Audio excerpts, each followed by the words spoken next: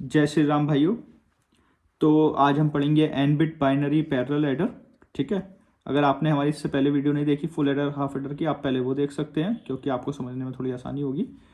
ठीक है, अब एन बिट बाइनरी एडर हम इससे पढ़ें तो उसकी हम पहले डेफिनेशन देखते हैं। जैसे हमने हर वीडियो में बताया, जब भी क्वेश्चन आएगा पहले आप डेफिनेशन लिखेंगे।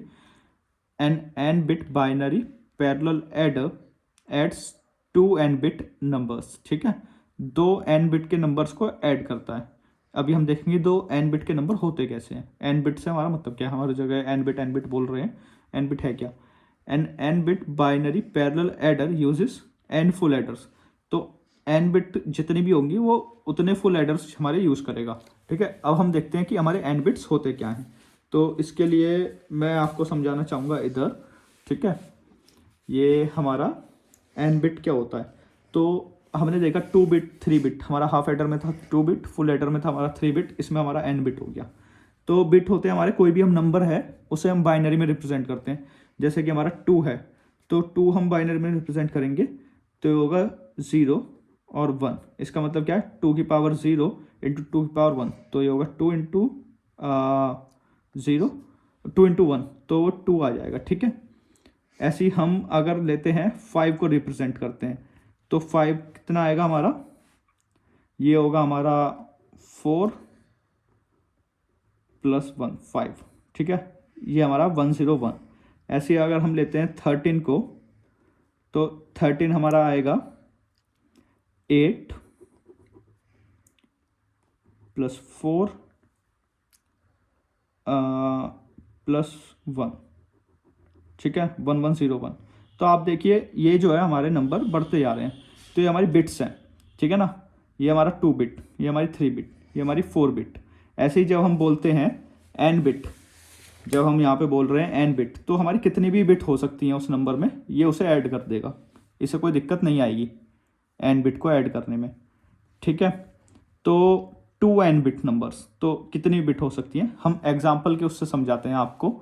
यहाँ पे हमने एग्जाम्पल लिया है, an 4 bit binary adder adds 2 4 bit binary numbers. ठीक है ना, तो एक 4 बिट का बाइनरी एडर 4 बिट हमारी ऐड करेगा। तो हमने दो नंबर लिए ए और बी, जैसे कि मैंने आपको बताया था नंबर हमारे कुछ भी हो सकते हैं।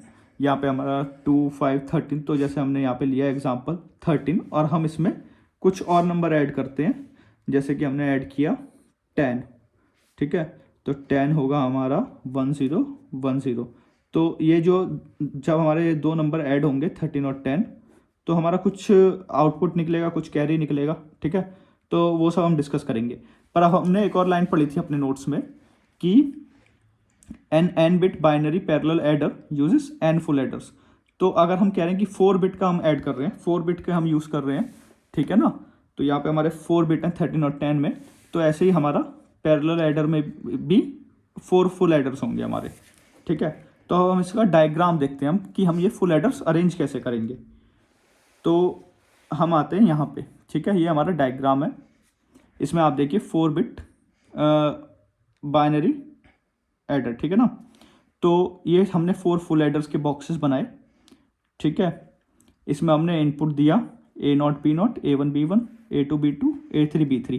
अभी मैं आपको बताऊंगा ये A0 B0 नॉट में बोल रहा हूँ 0 A0 B0 A1 B1 A2 B2 A3 B3, ये है क्या चीज़। ठीक है, ये कहाँ से आए, क्यों हमने इसे ऐसे लिया, वो मैं आपको एक्सप्लेन करूँगा।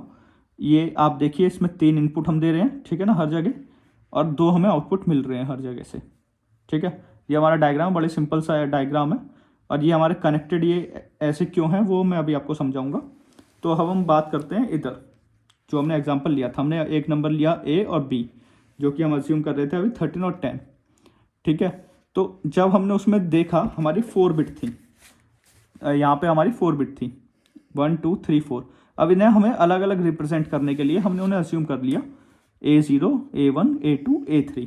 ठीक है, 4 बिट एडर है, हमारा 5 बिट होता तो हम A4 A5 कुछ भी मतलब ले सकते थे इधर। ऐसे ही हमने B के लिए अज्यूम कर लिया B0 B1 B2 B3।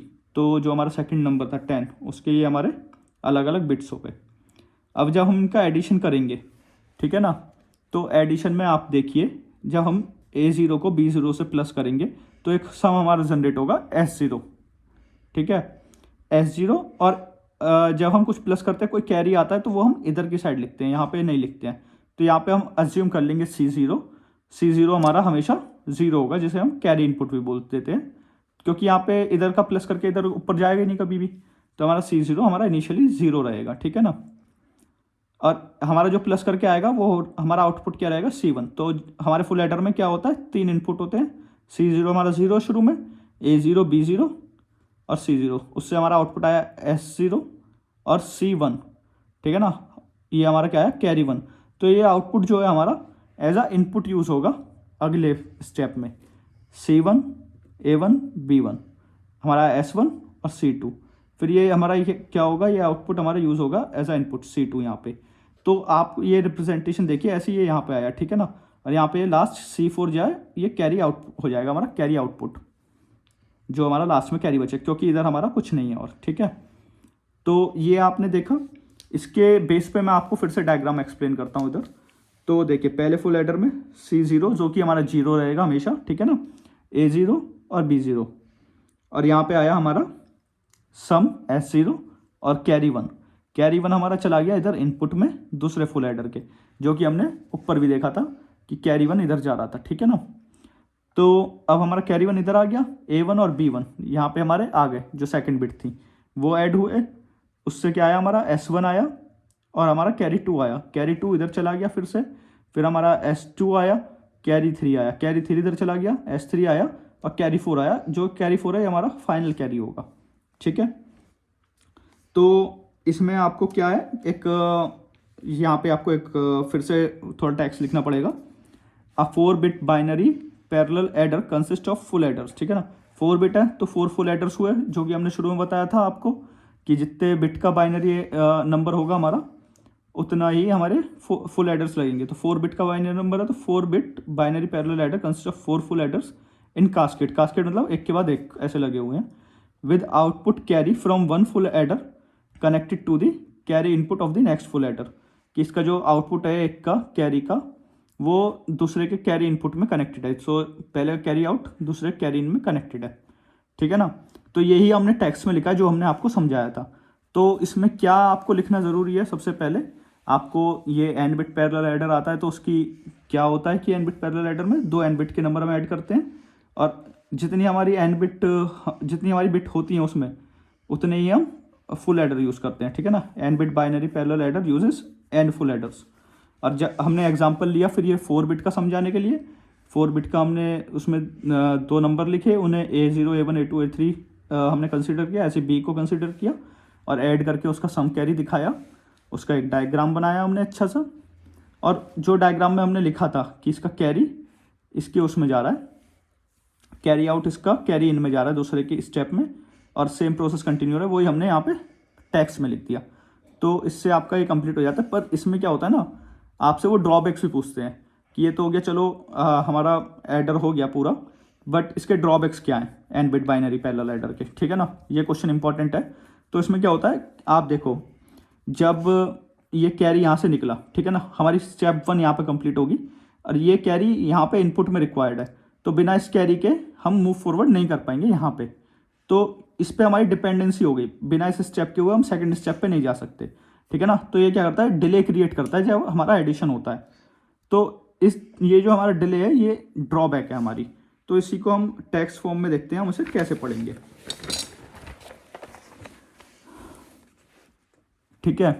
तो drawbacks of n bit parallel adder, इसमें क्या है, the carry output of one stage is connected to the carry input of next higher stage, जो कि मैंने बताया था। इधर से कैरी आउट निकल रहा, हमारा कैरी आउट निकल रहा था और दूसरे उसमें कैरी इन में जा रहा था हायर स्टेज में। This carry is called ripple carry. तो अगर कोई पूछे रिपल कैरी क्या होता है, कि हमारा जो कैरी आउट है एन बिट पैरेलल एडर में, वो हमारा अगर उसमें जाता है, कैरी इन में जाता है अगले हायर स्टेप की, तो उसे हम रिपल कैरी बोलते हैं, ठीक है। तो इससे क्या होगा, हमारा जो सम एंड कैरी है can not be produced until the input carry occurs. तो जो नेक्स्ट स्टेप का सम और कैरी है वो हम नहीं बना सकते जब तक कि हमारा पिछला कैरी हमें नहीं मिल जाता। So this leads to a time delay, जो कि मैंने बताया कि इससे डिले होता है इन एडिशन प्रोसेस। जो पूरा हमारा एडिशन प्रोसेस चल रहा है उसमें एक टाइम डिले रहता है, this delay is known as carry propagation delay. So अगर कोई क्वेश्चन है कैरी प्रोपोगेशन डिले क्या है, तो आप एन बिट बाइनरी एडर समझा सकते हैं। मार्क्स के अकॉर्डिंग आपको कितना लिखना है कितना नहीं लिखना है वो आप डिसाइड करेंगे उस समय पे। बट कैरी प्रोपोगेशन डिले और रिपल कैरी, ये दो टर्म्स आप याद कर सकते हैं। अगर इन पे भी क्वेश्चन आता है तो वो n bit binary parallel adder का ही क्वेश्चन है। धन्यवाद भाई लोगों।